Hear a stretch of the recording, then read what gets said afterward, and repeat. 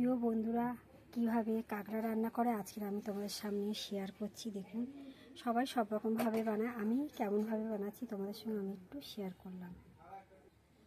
আমি এই কাঁকড়াটা রান্না করছি, তোমরা একটু ধৈর্য সহকারে পুরো ভিডিওটা দেখার চেষ্টা করবেন। প্রথম আমি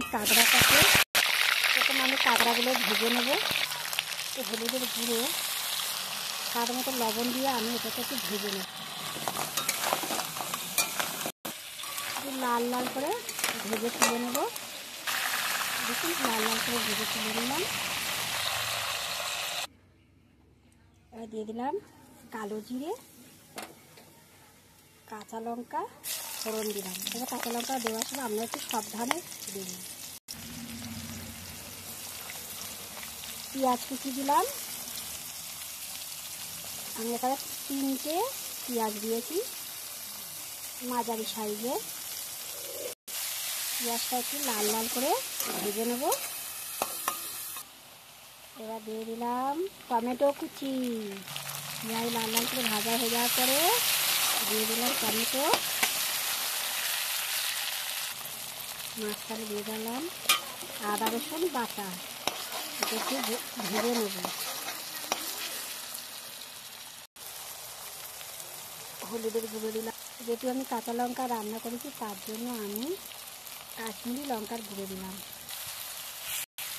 হালকা জল দিয়ে এটাকে ভালো করে কষিয়ে নেব। যেহেতু কাঁকড়া ভাজার সময় একটু লবণ দিয়েছিলাম, তাকে দেখো অল্প করে দিয়ে দিলাম। সেটার মধ্যে একটু লবণ দিয়ে ভালো করে একটু কষিয়ে নিলাম। দেখুন কত সুন্দর তেল ছেড়ে দিয়েছে। মশলা যত কষবে তত তরকারির স্বাদ বাড়বে।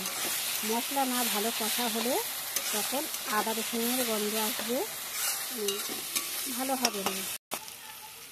কাঁকড়াগুলো ভেঙে দিলাম। একটু গরম জল দিলাম। আপনারা সবসময় চেষ্টা করবেন যে কোনো মাছের তরকারি হোক, যে কোনো তরকারিতে গরম জল দেওয়ার। গরম জল দিলে তরকারির স্বাদটাই আলাদা আসে। দেখুন বন্ধুরা, কত সুন্দর কালার এসছে।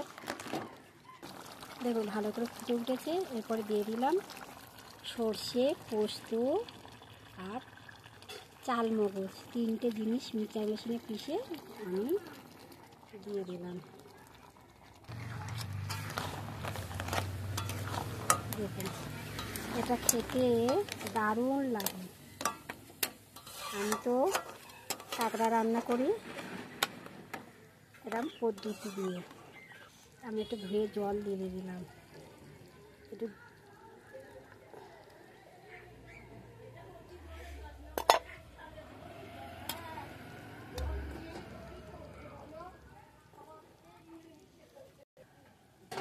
গরম জল দেওয়ার পরে একটু ভালো করে ফুটবে। একটু ধনে পাতা দিয়ে দিলাম। একটু অল্প করে আমি চিনি দিয়ে দিলাম। চিনিটা এই কারণে দিলাম, আমি যে পোস্ত দিয়েছি, পোস্ত দিলে একটু না মিষ্টি দিলে ভালো লাগে না। আমার রান্না কমপ্লিট হয়ে গেছে। আমি এখন গ্যাস অফ করে দিলাম। প্রিয় বন্ধুরা, আমার রেসিপিটা যদি ভালো লেগে থাকে একটা লাইক কমেন্ট করে আমার পাশে থাকার জন্য অনুরোধ রইল। আবার পরের ভিডিওতে নতুন কিছু নিয়ে আসার চেষ্টা করব। এখনকার মতো টাটা। সবাই ভালো থাকো, সুস্থ থাকো।